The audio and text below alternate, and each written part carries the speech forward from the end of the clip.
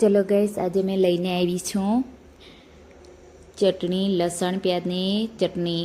સબનું favourite શાક. મારા ઘરમાં કશું શાક નથી આજે, તો મેં કીધું ચાલ શું બનાવવું. એમને મેં પૂછ્યું તો કે લસણ પ્યાજની ચટણી બનાવી દે મસ્ત. તમે અહીંયા આગળ ચટણી બનાવું છું. ચટણી બનાવવા માટે મેં રેડી કરું છું. એક પેન લઈ લીધું છે, ગેસ પર ગરમ થવા માટે મૂકી દીધું છે, અને એક બાજુ મેં લસણ, બહુ સારી લસણની કળીઓ ખલમાં લઈને થોડીક કૂટી દઉં. પછી અંદર નાખીશ મીઠું. ચટણી મારી પાસે દળેલી છે, તો મેં એ જ યુઝ કરીશ. મારી પાસે પીલી ચટણી નહીં, તો મેં દળેલી ચટણી નાખું છું અંદર. અને એક બાજુ મેં એક પ્યાજ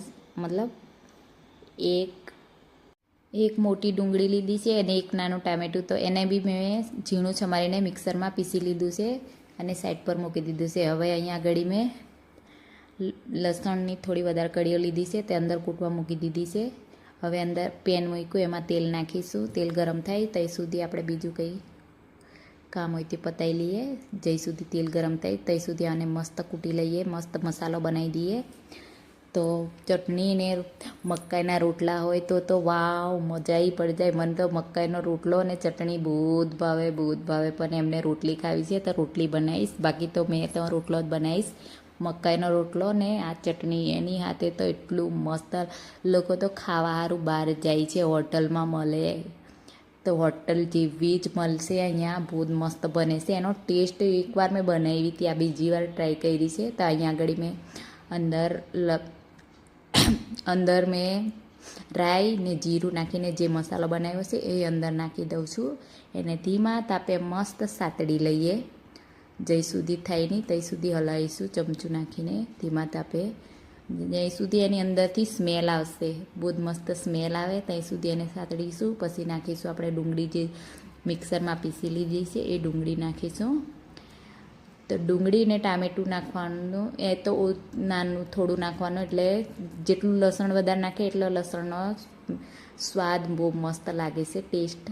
એટલા લીધે મેં લસણ એટલું વધારે નાખ્યું છું.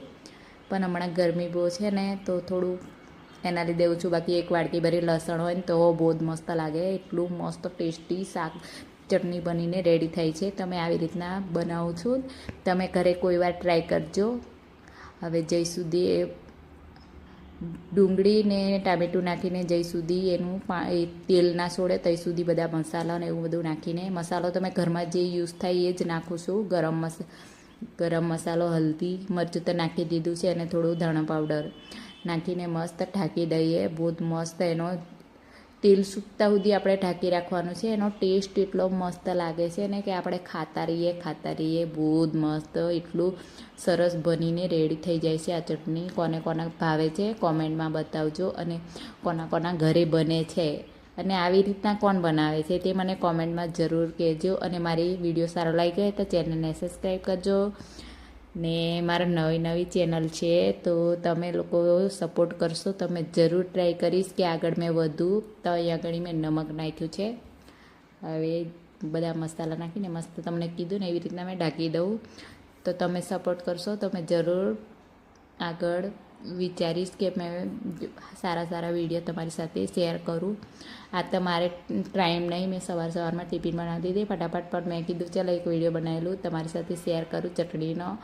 એટલા માટે મેં આવી રીતના બનાવી દીધો છે. જો મારી બનીને રેડી થઈ ગઈ છે, મેં ઢાંકી દઉં.